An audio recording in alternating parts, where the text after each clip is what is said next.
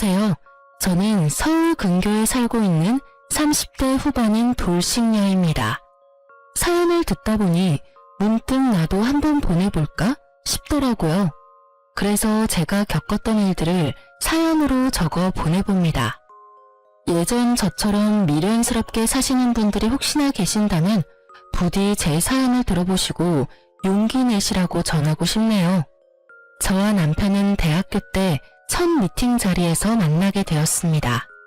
때묻지 않은 그 사람의 모습이 좋아 만나기 시작했고, 연애를 시작하고 얼마 되지 않아 저는 대학교 휴학을 하고 그 등록금으로 의류 사업에 뛰어들었습니다.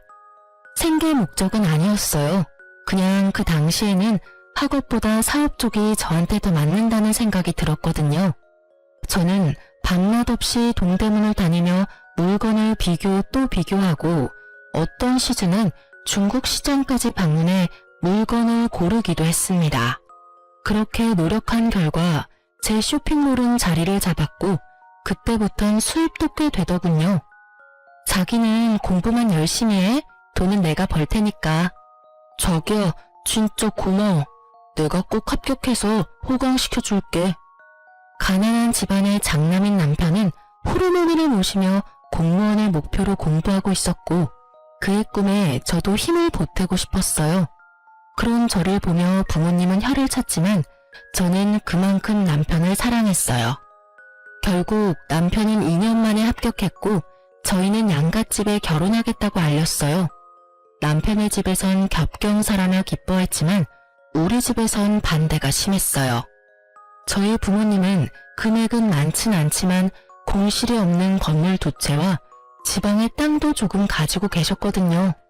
하지만 남편은 가난한 집안의 장남이니 탐탁치 않은 것이 당연했어요. 엄마가 반대하시며 하시던 말이 아직도 머릿속에 생생하네요. 걘 착한 게 아니라 우유부단한 거야. 그런 남자랑 살면 여자가 고생해. 제발 엄마 말 좀 들어. 그때 말을 들었어야 했는데 전 막무가내로 결혼을 밀어붙였고 결국 저희는 결혼하게 되었어요. 제가 그 당시 청약에 당첨이 돼서 34평짜리 아파트에서 신혼살림을 시작하게 되었고 필요한 가전 가구도 제가 다 했어요. 남편이 취업을 갓 했으니 능력이 되는 내가 하는 것이 당연하다 생각하면서 준비했어요. 대신 예물 예단은 다 생략하기로 하고요. 괜히 그런 걸로 시댁과 친정 사이에서 스트레스 받고 싶지 않았어요. 물론 형편이 안 되는 시댁을 배려하고 싶은 마음도 있었죠. 결혼 생활은 부모님의 우려와는 달리 행복했어요. 결혼 생활에 집중하기 위해 사업도 잠시 접은 저는 칼퇴근을 하고 돌아오는 남편을 위해 저녁을 준비하고 그런 대접을 받은 남편은 저에게 항상 이런 말을 해줬어요. 내가 전생에 나라를 구했나 보다. 우리 여보 같은 여자가 나랑 살아주고 말이야. 알면 잘해. 아니다. 앞으로도 지금처럼만 해. 알겠지? 그럼. 앞으로도 충성을 다하겠습니다. 충성! 이렇게 저희는 1년하고 6개월 행복했습니다. 문제는 엉뚱한 곳에서 생겼어요. 신랑의 남동생, 그러니까 시동생이 결혼하고 난 뒤부터 저희는 틀어지기 시작했어요. 안정된 삶을 위해서 공부를 했던 남편과는 달리 시동생은 이 일 저 일 가리지 않고 닥치는 대로 일만 해서 가게를 차렸어요. 장사가 꽤 되는지 장가 갈 때 집을 시동생이 스스로 장만해서 갔다고 하더라고요. 물론 시댁 도움은 없었고요. 시동생이 능력이 되니 동서도 시집 올 때 다 갖춰서 왔어요. 어머님께 코트, 가방, 심지어 집에 소파까지 바꿔드렸다고 하더라고요. 이때부터 시어머니의 비교와 홀대가 시작됐어요. 아가, 내가 아들이 2명이나 있는데 이런 대접은 또 처음 받아보는구나. 정말 고맙다, 아가. 아니에요, 어머니. 당연히 해드려야죠. 아이고, 마음씨도 고운 것. 우리 집에 복덩이가 들어왔어, 복덩이가. 아유, 어머님, 그만하세요. 형님 섭섭하시겠어요. 섭섭하기는 첫째야. 섭섭하니? 아니에요. 어머님 섭섭하기는요. 뻔히 시어머니 제가 있는 자리에서 몇 번이고 이런 얘기를 주고받는데 바보가 아닌 이상 알죠? 왜 모르겠어요? 아, 나는 미움털이 제대로 박혔구나. 양가 집안 합의로 예물 예단도 생략했던 건데 그건 까맣게 잊으신 듯 보였어요. 점점 비교와 홀대가 심해졌지만 크게 신경 쓰지 않았어요. 제가 아예 해온 것이 없다면 눈치가 보이긴 했겠지만 금액으로 따지면 제가 동서보다 더 많이 해왔으니까요. 그저 따지고 들기 싫어서 조용히 있었어요. 전 당당했고 참을만 했으니까요. 하지만 점점 참을 수 없는 일이 벌어지더군요. 예, 둘째는 오늘 병원 다녀왔는데 아들이란다. 이게 무슨 겹경사니? 정말 복덩이도 그런 복덩이가 없어. 어머, 너무 축하할 일이네요. 시어머니의 전화를 받은 저는 온몸에 소름이 돋으며 큰일이다 싶더군요. 앞으로는 애 문제로 날 볶아대겠구나 싶어서요.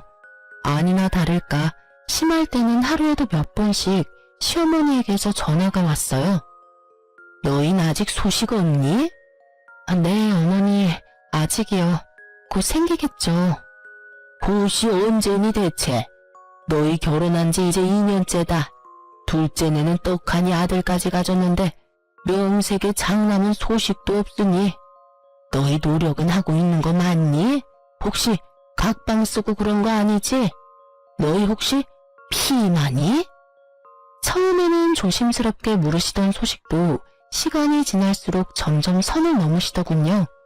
부부관계에 시어머니가 간섭하기 시작했고 심지어는 제 월경 날짜를 물으시곤 합방 날짜까지 정해주시더군요.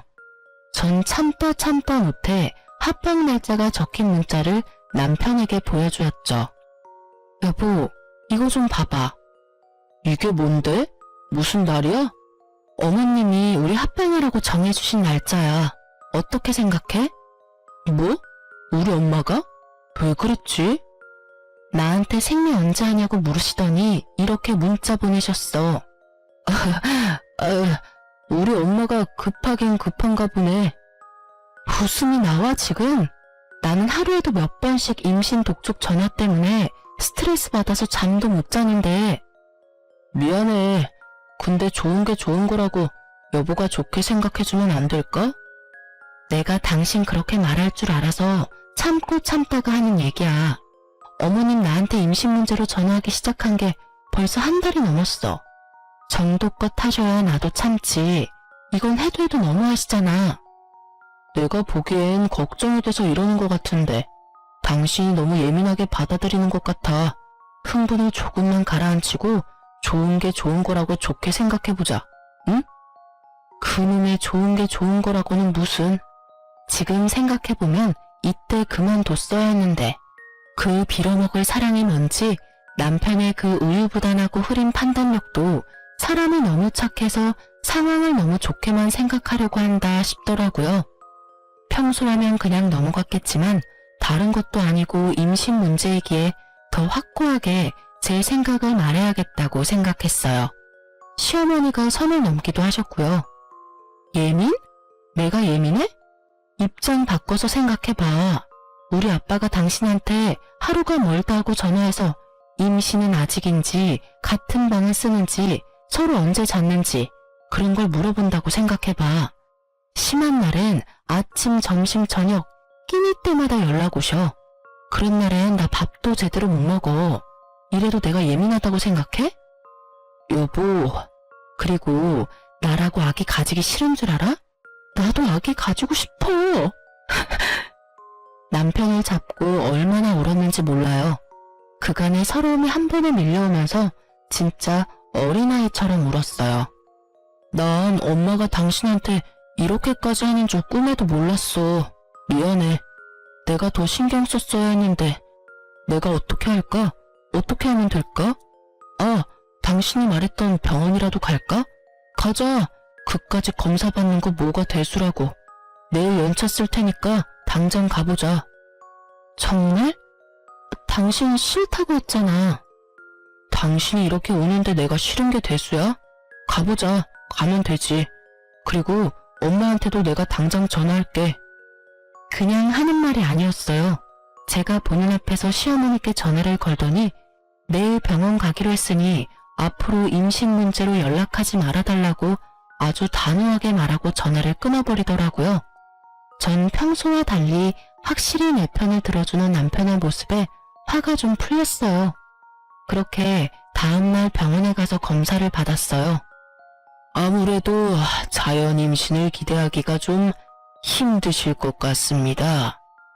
생각지도 못한 결과에 저는 충격을 받았지만 저보다 더 큰 충격을 받아 금방이라도 울 것 같은 표정의 남편을 보니 어떤 말도 나오지 않더라고요.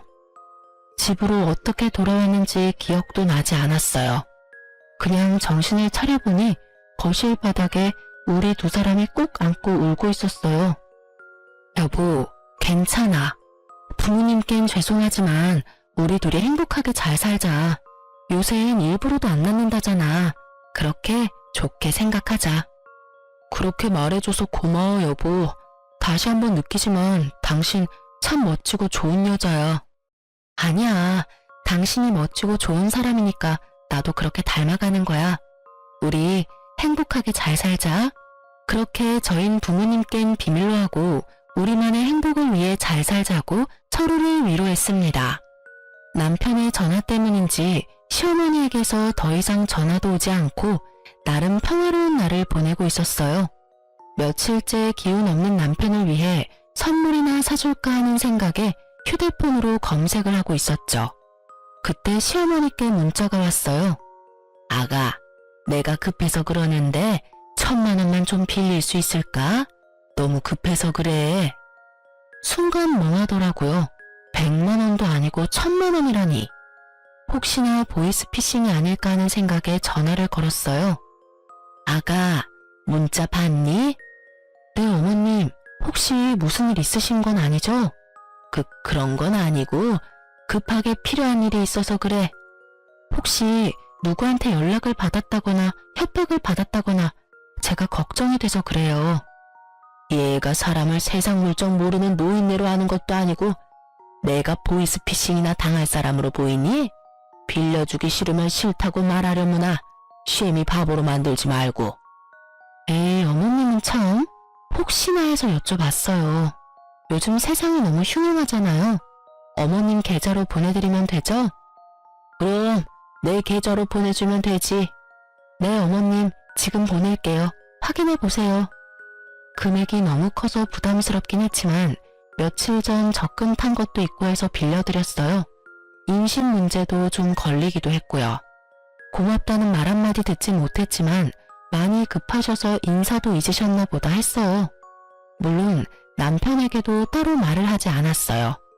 굳이 숨길 일도 아니지만 그렇다고 먼저 말을 꺼내기도 좀 그랬어요. 괜히 생색내는 것처럼 들릴까 봐서요. 그러던 어느 날 시어머니가 오랜만에 연락을 주셨더라고요. 저는 벌써 돈이 생기셨나? 의아했어요. 네, 어머님. 예, 둘째가 글쎄 입덧이 심해서 아무것도 못 먹고 있다지 뭐야. 그래서 말인데 너 장 좀 봐서 둘째 내로 좀 와. 와서 나랑 같이 음식 좀 하자. 온 김에 오랜만에 얼굴도 보고 밥도 같이 먹고 얼마나 좋아? 둘째네 어딘지 알지? 그럼 바로 장 봐서 오려무나. 저 어머님? 어머님! 전 그렇게 끊어진 전화를 보며 황당함에 웃음이 나더군요. 빌려드린 돈 얘기는커녕 장을 봐서 오라니. 저를 파출부라고 여기는 기분이 들었어요. 이런 걸 보고 일종의 가스라이팅이라고 할까요? 워낙 좋은 게 좋은 거라는 남편의 말을 듣고 살다 보니 어느새 저도 그렇게 살고 있더라고요. 호구되는 줄도 모르고요. 어쨌든 저는 출산 경험이 있는 친구들에게 전화를 돌려 입덧에 좋은 음식을 묻고 물어 되는 대로 다 사들고 동서내로 갔습니다. 낑낑대며 양손 가득 자신이 먹을 먹거리를 사들고 온 저를 보고 동서는 달려와서 돕기는커녕 소파에 떡하니 앉아 고개만 까딱거리며 인사를 하더군요. 형님, 오셨어요? 어머님은? 화장실 가셨어요.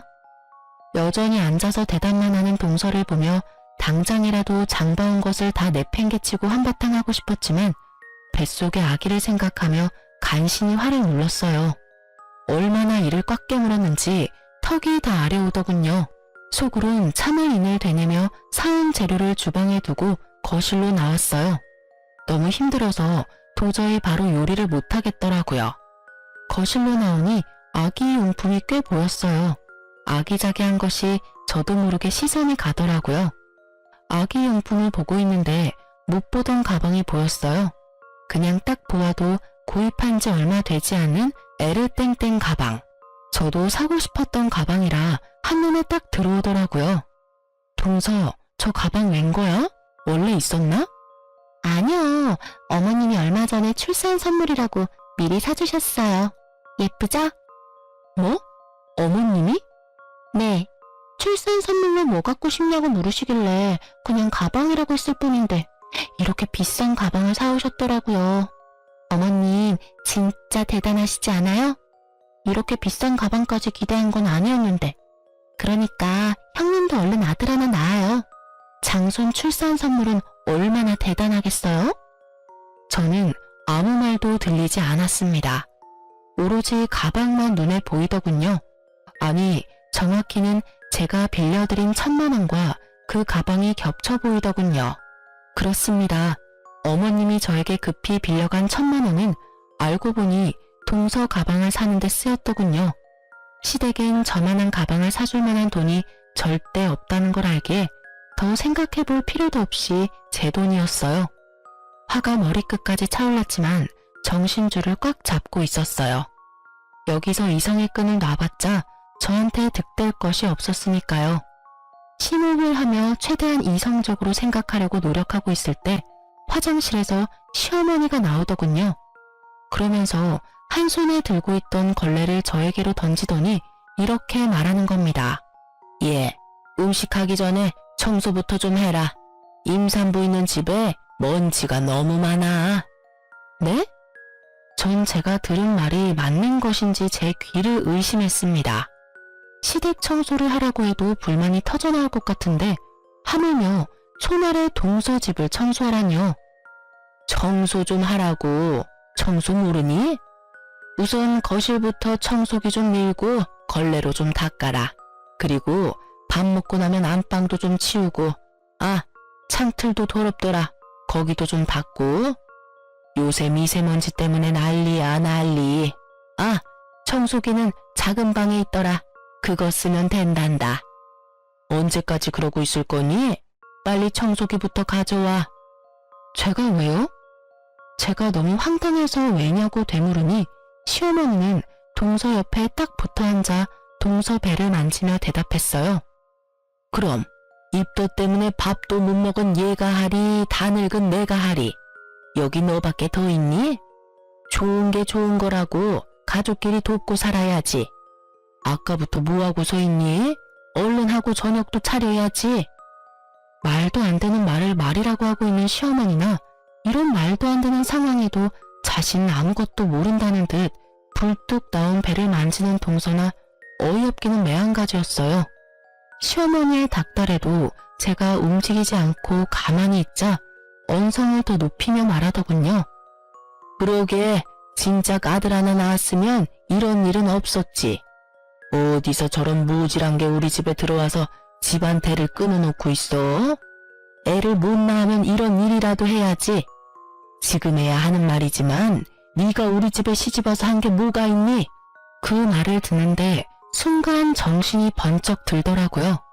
저는 바로 휴대폰을 꺼내 남편에게 전화를 걸었습니다. 지난번과 같이 나는 정말 몰랐어 라는 변명의 기회 따위 주지 않기 위해서요. 여보세요? 여보, 당신 혹시 내가 어머님께 1,000만 원 빌려드린 거 알아?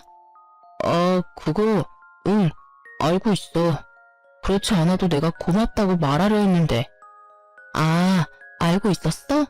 그럼 그 1,000만 원이 어디에 쓰인지는 알고? 그거 재수씨 선물 사준다고 하시던데. 당신도 알고 있었어? 그럼 지금 내가 어디 있는지는 알아? 당신 지금 재수씨하고 엄마하고 같이 있는 거 아니야? 엄마가 나도 그리로 오라 그래서 지금 가는 중인데? 거의 다 와가. 그럼 내가 여기 파출부짓거리나 하려고 끌려온 것도 알고 있겠네? 파출부짓이라니. 남의 집 와서 청소하고 음식하면 파출부지. 다르게 표현할 말이 있어? 있으면 말해보던가. 남이 아니라 가족이잖아. 가족끼리 서로서로 돕고 살아야지. 서로서로 돕는 게 아니라 나만 도우니까 이 사달이 나는 거야. 아직도 모르겠어? 여보, 말이 좀 심하다. 내 말은 심하고 지금 내가 처한 상황은 안 심하니?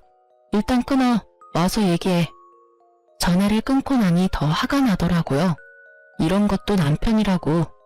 내 커리어는 다 접어두고 그야말로 헌신적으로 내조만 하며 살았는데 돌아오는 것은 이따위 취급이라니. 그야말로 온갖 정이 뚝 떨어지더라고요. 이 사태를 어떻게 해야 이 화가 풀릴까? 머릿속으로 5만 가지 생각이 오가는 그 순간 동서가 한마디 하더군요. 형님, 지금 어머님 앞에서 무슨 짓이에요? 짓? 저는 그야말로 이성의 끈이 끊기는 소리가 들리며 오히려 정신이 맑아졌어요. 전 바로 제 발밑에 던져진 걸레를 집어들고 동서의 얼굴로 냅다 던져버렸습니다. 야, 너 임신한 게 유세냐? 입덧해서 밥 못 먹고 청소를 못하면 친정엄마를 부르던지. 그것도 안 되면 돈 주고 사람을 부르면 될 일이지 어디 사람을 오라가라 해? 저의 말과 행동에 적잖게 놀란 동서는 걸레가 닿았던 얼굴을 닦아대며 저를 노려볼 뿐 아무 말도 못하고 있었고 시어머니는 벌떡 일어나 막말을 하기 시작하더라고요. 시집 올 때 몸뚱이 하나 가지고 와서 내 아들이 벌어다주는 돈이나 펑펑 쓰면서 놀고 먹는 그런 주제에 어디서 니까짓 게 큰 소리야? 전 치사하고 더러워서 끝까지 하고 싶지 않았던 말을 하기로 했습니다. 어쩌겠어요. 새까맣게 잊으신 것 같으니 제가 다시 일깨워 줄 수밖에요. 어머님, 제가 진짜 치사해서 이런 말 안 하려고 했는데 기억 안 나시는 것 같으니까 말씀드릴게요. 그래, 무슨 말인지 어디 한번 말이나 드러나 보자. 저 시집 올 때 몸뚱이만 가지고 오지 않았고요. 집, 가전, 가구, 심지어 지금 어머님 아들이 타고 다니는 그 차까지 제가 다 해서 왔고 다 제 명이에요. 거기에 어머님 아들 돈은 단 1원도 안 들어갔어요. 제가 예단으로 들고 온 것만 해도 억 단위인데 전 예물은커녕 봉투 하나 구경하지도 못했네요. 그리고 어머님 아들 월급으론 저 펑펑 쓰고 놀지도 못해요. 전 제가 모아뒀던 돈이랑 투자했던 돈으로 놀아요, 어머님. 그리고 그 돈으로 어머님께 1,000만 원 빌려드린 거고요. 그런데 그 돈으로 어머님은 동서 가방을 사주셨네요. 제 말에 동서는 몰랐던 사실을 알았다는 듯 놀란 눈으로 시어머니와 저를 번갈아가며 보더라고요. 그랬겠죠. 시동생이 가난한 자신의 집안 상황을 제대로 설명했을 리도 없겠죠. 지금 시부모가 살고 있는 집이 겉에서 보기엔 그럴듯했지만 사실 그 집은 자가가 아닌 전세인데다가 그 전세금도 월세로 사는 부모님을 두고 자신들만 좋은 집에 살 수 없었던 남편과 시동생이 마련해줬던 거니까요. 속 시원하게 내뱉긴 했는데 순간적으로 내가 너무 심했나? 싶더군요. 미우나 고우나 아직은 시어머니고 어른이시니까요. 하지만 그런 저의 고민을 한 방에 날려줄 말들이 시어머니 입에서 흘러나오고 있었습니다. 너 아들 하나 못 낳는 년이 성질만 나빠서는 너 그러니까 아기가 안 생기는 거야. 알아? 너같이 돈만 밝히고 못된 년은 평생 노력해도 임신은 꿈도 못 꿀 거다. 혹여 임신이 된다고 해도 그 애가 멀쩡히 잘 붙어 있겠니? 그 못된 신부에 떨어지고도 남지. 이 나쁜 년. 부모님께도 한 번도 들어본 적 없는 욕과 저주 섞인 말을 듣고 저는 생각했습니다. 사실을 밝혀야겠다고. 이런 사람에게 더는 배려할 필요가 없다고 말입니다. 아니요. 저는 충분히 아기 낳아드릴 수 있는데 어머님 아들이 고자라서 아기를 못 낳아드려요. 제가 문제가 아니라 어머니 아들이 문제라고요. 무정자증이라고 아세요? 어머님 아들이 무정자증이래요. 그렇습니다. 병원에서 저희가 들은 말은 남편이 무정자증이라 임신이 어려울 것이라는 결과였습니다. 저는 남편을 너무 사랑했기에 모든 것을 그냥 받아들였습니다. 저에겐 있지도 않은 이세보단 남편이 우선이었고 자신에게 문제가 있으니 다시 임신 얘기가 나오면 남편이 중간 역할을 잘해줄 것이라 믿었으니까요. 그래서 다 비밀로 하고 그냥 묻고 지나가려 했는데 이렇게 나오니 더는 숨길 필요가 없겠더라고요. 뭐가 어쩌고 저째? 네가 이제 하다 별 거짓말도 다 하는구나. 아들 가진 둘째가 부러우면 부럽다고 말해. 잘난 것도 하나 없는 년이 어디서 거짓말이야? 못된 년, 나쁜 년, 할 말 못할 말이 따로 있지 어디서 그딴 거짓말을? 말에 반은 욕설인 그 사람을 보며 전 더 이상 어머니라 부르기도 싫어졌네요. 그래서 더 눈을 똑바로 뜨고 말했어요. 아줌마, 그럼 잘난 동서랑 평생 사세요. 네? 이 잘난 것 하나 없는 년은 이만 사라질 테니까요. 제 말을 들은 동서는 너무 놀라 두 손으로 입을 틀어막았고 시무는 저를 한 대 칠 기세로 다가왔어요. 저는 때릴 테면 때려보라는 심보로 가만히 서 있었고요. 그런데 갑자기 시무가 바닥에 주저앉아 대성통곡을 하는 것이 아니겠어요. 저를 잡아 죽일 듯하던 기세는 온데간데 없고요. 저는 당황스러워 바닥에 주저앉은 시무를 보고 있었어요. 그 순간 제 뒤에서 목소리가 들려오더라고요. 이게 다 무슨 일이야? 엄마 왜 울어? 그래요. 남편이 어느새 제 뒤에 서 있더군요. 시무는 자기 아들이 우는 걸 보고 우는 연기를 시작하신 거였어요. 제가 아까 잠근 걸 혼자 들고 들어오느라 현관문을 열어두고 닫는다는 걸 깜빡했더라고요. 그 활짝 열린 문으로 남편은 들어왔다가 이 사단을 본 것이었어요. 당신이 뭐라고 했어? 남편의 물음에도 제가 아무 말도 안 하니 동서가 얄밉게 답했어요. 어머님이 청소 좀 도와주면 안 되겠냐고 하시니까 형님이 제 얼굴에 걸레를 막 던지고 어머님한테는 아줌마라고 하면서 소리를 막 지르시는데 저희 너무 무서웠어요. 무정자증 얘기는 빼더군요. 그건 동서도 입에 올리기 그랬던 모양이었어요. 동서의 소름 끼치는 연기가 끝나자 더 소름 끼치는 어머님의 연기가 시작되더군요. 아이고 내가 너무 오래 살았지. 오래 살았어. 청소 좀 같이 하자고 했더니 시애미를 잡아먹으려고 하지를 않나. 손 아래 사람이 좋게 한마디 했다고 시애미 보는 앞에서 걸레를 집어 던지지를 않나. 그뿐이니? 감히 내가 보는 앞에서 내 아들을 쥐잡듯이 잡고. 아이고, 내가 너무 오래 살았어. 내가 죽어야지. 이 꼴 보면서 더 살면 뭐해? 어머님, 그런 소리 하지 마세요. 막장 드라마에서 보던 장면이 눈앞에 펼쳐지자 할 말은 사라지고 넋을 놓고 보고만 있게 되더라고요. 그러면서 이때껏 저런 사람들을 가족이라고 생각했던 저 자신이 한심스러우면서 상황이 더 명확히 보이기 시작했어요. 아, 이 사람들은 내가 진짜 우습구나, 날 진짜 호구로 봤구나 하고요. 아줌마? 당신 진짜 그랬어? 실망 가득한 눈빛으로 저에게 말하는 남편을 보며 저는 신랄 같은 희망마저 사라졌어요. 그랬어. 제정신이야? 왜 그랬어? 당장 사과 못해? 내가 왜 사과를 해? 당신 날 몰라? 내가 이렇게까지 하는 데는 그 이유가 있을 거란 그런 생각은 못하는 거야? 이유? 그래, 이유나 좀 알자. 당신 도대체 왜 이래? 엄마가 당신한테 돈 빌려서 가방 사준 것 때문에? 그깟 1000만 원이야. 다시 벌면 되는 거고. 돈은 엄마가 다시 갚는다잖아. 그리고 우리가 그 돈 없으면 죽어? 그것도 아니잖아. 뭐? 그리고 장봐 와서 밥 좀 해주면 안 돼? 다른 사람도 아니고 임신한 가족이 입덧 때문에 밥도 못 먹고 있다는데 많이 양보해서 우리 엄마가 너무 심했다고 치자. 그렇다고 시어머니한테 아줌마라고 하는 게 제정신으로 할 수 있는 말이야? 당신 이런 사람이었어? 저는 더는 말할 가치를 못 느끼겠더라고요. 입 아프게 말해봤자 알아들을 사람으로도 안 보였고요. 그래도 할 말은 해야지 이것까지 참았다간 병이 생길 것 같아 겨우 입을 열었습니다. 내가 제정신이 아니었네. 그러니까 일단 호구짓이나 하고 있지. 뭐? 호구짓? 가족끼리 돕는 게 호구짓이야? 그렇게 가족 돕는 게 좋으면 네가 와서 하지 그랬어. 엄연히 따지면 난 가족도 아니잖아. 그리고 와서 음식하는 건 내 몸이고 내 손인데 왜 네가 된다 안 된다를 판단해?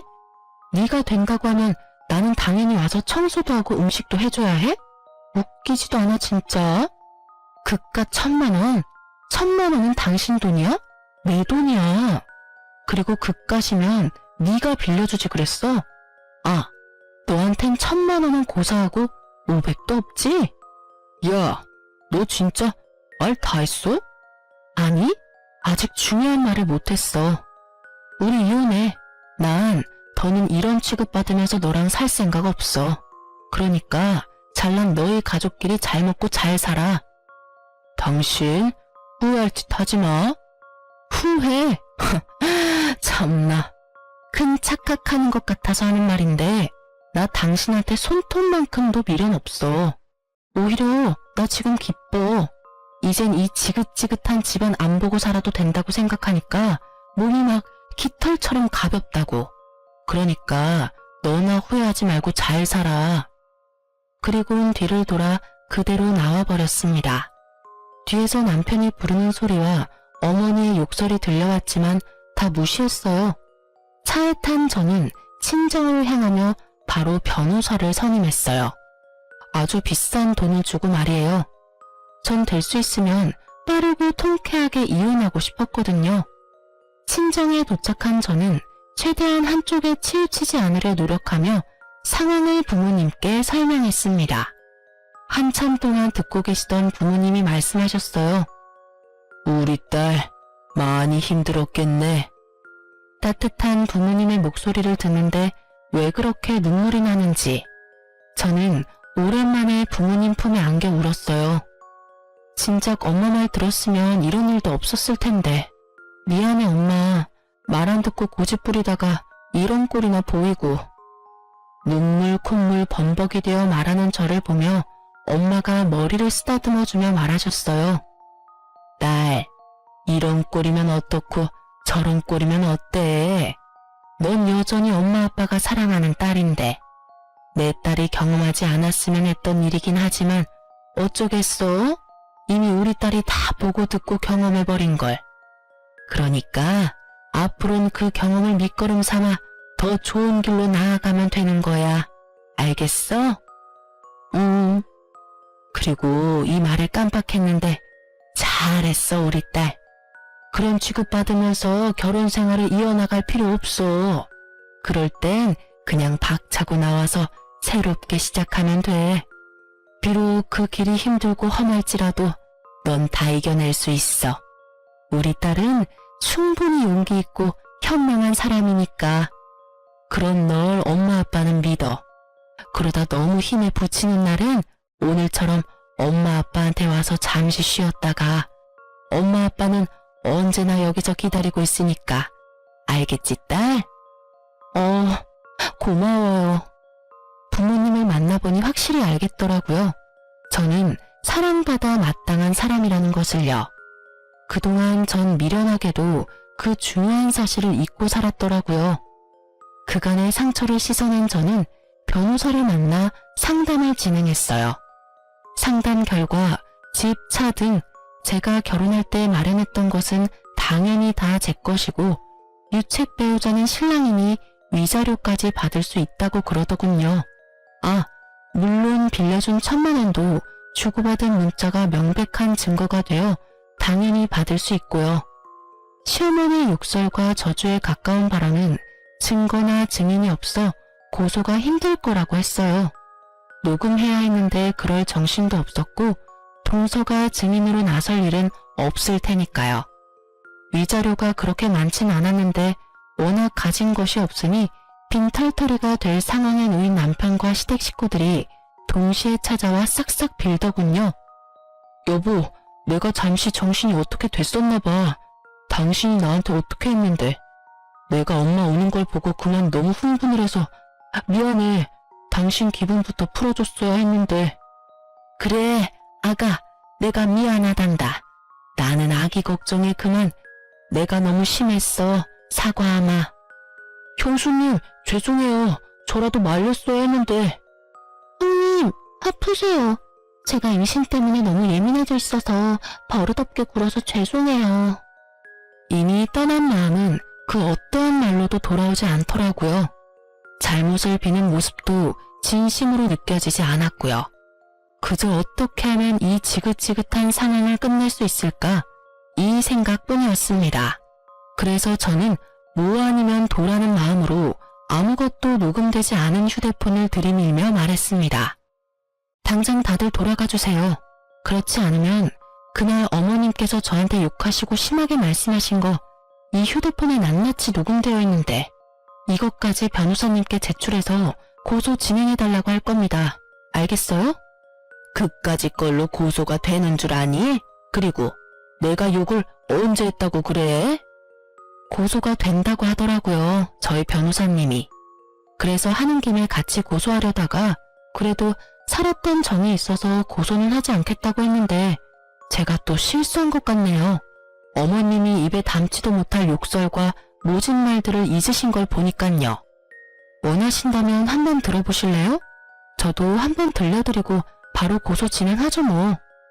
저의 천연덕스러운 연기에 다들 입으로 욕은 하지 못하지만 눈빛으로는 심한 욕들을 하고 돌아가더라고요. 그렇게 저의 이혼은 빠르고 성공적으로 잘 마무리되었어요. 오래 연애를 했던 터라 이혼 후에도 남편의 얘기가 들려오더라고요.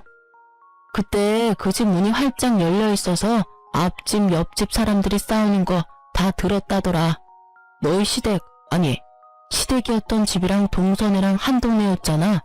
그 동네에 그 집 첫째 아들 무정자증이라고 소문이 쫙 돌았대.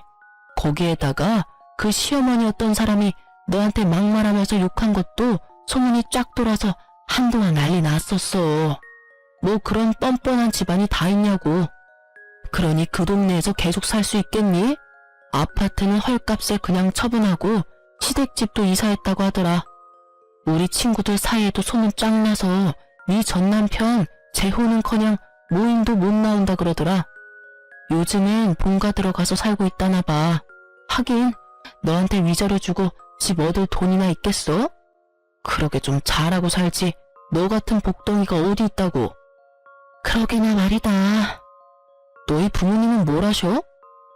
내 얘기 들으시곤 잘했다고 칭찬까지 해주시더라. 하긴 나 같아도 그렇겠다. 하여튼 잘했어. 다음 주 모임인데 넌 나올 거지? 생각해보고. 전부 네 편이니까 불편하게 생각하지 말고 편하게 와서 밥이나 먹고 가. 알겠지? 알겠어. 고마워. 신경 써줘서. 별 말을 다 한다. 다음 주에 봐. 자기 일처럼 통쾌해하며 제 복수의 끝을 알려주는 친구의 전화 덕에 전 비로소 발을 뻗고 잤답니다. 여기서 끝이냐고요? 아니요. 이혼 절차가 마무리되고 한 달도 지나지 않은 어느 날 동서가 찾아왔더라고요. 형님, 제발 다시 한번 생각해 주시면 안 될까요? 제가 잘할게요. 동서, 이러지 마. 형님, 제발요. 이러다가 어머님은 물론이고 아주버님까지 모시고 살게 생겼어요. 저 좀 살려주세요. 역시는 역시였습니다. 사람 쉽게 변하는 게 아니더군요. 저한테 미안해서 온 것이 아니라 자신이 가난한 집안을 다 떠맡게 생기니 호구 같은 제가 필요해서 왔던 거더군요. 저는 뱃속의 아기를 생각해 좋게 보내려 했건만 하는 행실을 보아하니 말로는 곱게 보내긴 힘들어 보였어요. 그래서 나보고 다시 그 집구석으로 들어가서 또 그렇게 호구 잡히고 살라는 말이야? 동서, 양심이 있어 없어? 어떻게 나한테 그런 말을 해? 그리고 동서 나한테 어떻게 했는지 잊었어? 나 더는 동서뿐 아니라 그 집안 사람이랑 말도 섞기 싫으니까 당장 돌아가줘. 제가 진짜 잘못했어요. 형님, 이렇게 빌게요. 앞으로 형님 말이라면 뭐든 다 듣고 잘할게요. 결국 동서는 무릎까지 꿇고 빌며 울더라고요. 배는 만삭인데 그런 몸으로 그러고 있으니 난감했습니다. 안쓰럽고 이런 것이 아니라 일으킨다고 잘못 건드렸다간 또 무슨 일이 생기는 거 아닌가 하는 생각이에요. 그래서 전 우는 동서를 손끝 하나 대지 않고 경찰에 신고했습니다. 임산부라는 사전 설명도 했고요. 몇 분 뒤 여경분들이 오셔서 동서를 데리고 가더라고요. 그리고 그날 저녁 소식을 들은 남편이 찾아왔더라고요. 야, 너 이렇게 독한 여자였어? 어떻게 임신한 사람을 경찰에 신고할 수가 있어? 이 정도 되는 여자니까 곱게 경찰 불러서 돌려보낸 줄이나 알아. 다른 여자 같았으면 질질 끌어다 내쫓았어. 알아? 너 진짜 독하다. 너 때문에 재수씨는 이혼한다고 짐 싸들고 나가버렸고 우리 엄마는 그 충격에 쓰러지셨어. 어떻게 책임질 거야? 동서가 집을 나갔어? 하긴 그간의 한 짓거리를 보면 그러고도 남겠다. 근데 그게 왜 내 책임이야? 호구짓하던 든든한 방패막이 사라지니 도망친 동서나 그 충격으로 쓰러진 네 엄마나 전부 자기가 저지른 일, 자기가 벌 받는 거야. 당신 진짜 내가 알던 사람 맞아? 이렇게 피도 눈물도 없는 독한 여자인 줄도 모르고. 당신이야말로 이렇게까지 상황 판단이 안 되는 사람인 줄 내가 미처 몰랐네. 진작 알았으면 이런 꼴까지 볼 필요도 없이 끝냈을 텐데. 이런 꼴? 내가 하고 싶은 말이야. 이런 여잔 거 진작 알았으면 결혼도 안 했어. 아니, 애초에 눈길도 안 줬다고. 내가 당신이 진짜 좋아서 결혼한 줄 알아? 우리 가족한테 잘하는 모습에 그냥 결혼한 거야. 거기에다 합격했다고 버리기엔 당신이 너무 불쌍했거든. 내가 바보였지. 이럴 줄 알았으면 그냥 그때 헤어지고 딴 여자 만나는 건데. 저는 그 순간 남편 뺨을 때려버렸습니다. 웬만해선 손도 대기 싫었지만 도저히 화가 나서 참을 수가 없더라고요. 참 고맙네. 그나마 남아있던 미운 정도 다 털어내게 해줘서. 그리고 방금 한 대 맞은 거 신고하고 싶어도 조금만 참아. 내가 아까 불청객 왔다고 신고해서 경찰들이 곧 올 거거든. 그때 신고하든가 말든가. 나도 할 말 많은데 참고 있으니까 아주 이참에 개싸움 해보자고. 저한테 한 대 맞은 충격 때문인지 할 말이 없어서인지 남편은 아무 말도 행동도 하지 않더라고요. 그때 타이밍 딱 맞춰서 출동하신 경찰분들이 남편을 데리고 가면서 저와 남편과의 인연은 완전 끝이 났어요. 이따금씩 들려오는 소식엔 결국 시동생네는 이혼을 했고 동서는 아기까지 버리다시피 하고 연락을 끊어버렸다고 하더라고요. 시댁 식구들과 남편은 다 저 때문에 일어난 일이라며 사람들에게 제 욕을 그렇게 하고 다닌다는 얘기까지 들려왔어요.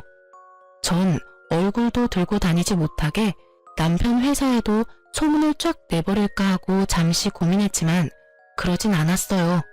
그렇게까지 해서 똑같은 사람이 되고 싶지 않기도 했지만 그 사람에게서 저를 잃게 만드는 것이 가장 큰 복수라고 생각했거든요. 저는 정말 지긋지긋한 신혼집도 팔고 새 보금자리를 얻었어요. 거기에다 이혼할 때 받은 위자료에 제 돈을 조금 더 보태서 오프라인 매장도 차리고요. 이제 다시 제 삶을 잘 살아보려고요. 비록 돌싱녀지만 제가 능력이 있고 자신감도 있으니까 괜찮은 맞선 자리가 계속 들어오더라고요. 정말 이혼이 흠이 아닌 시대가 오긴 했나봐요. 당장은 아니지만 빠른 시일 내에 연애도 해볼까 합니다. 오늘이 내 생애 제일 젊은 날이라고 하잖아요. 제일 젊고 예쁜 오늘을 지난 날만 떠올리면서 살 수는 없으니까요. 제 긴 사연을 듣고 계신 분 중에서 미련했던 저같이 살고 계신 분이 있다면 말씀해드리고 싶어요. 이혼이 꼭 정답은 아니지만 그렇다고 흉도 아니에요. 아내란 이유로, 며느리란 이유로 정당하지 않은 대접과 그것을 당연하게 여기는 사람들에게 주눅들지 마세요. 당당해지세요. 누군가에게는 둘도 없는 자식이자 대접받고 사랑받아 마땅한 사람입니다. 그럼 지금까지 제 긴 사연 들어주셔서 감사합니다. 좋은 하루 되세요.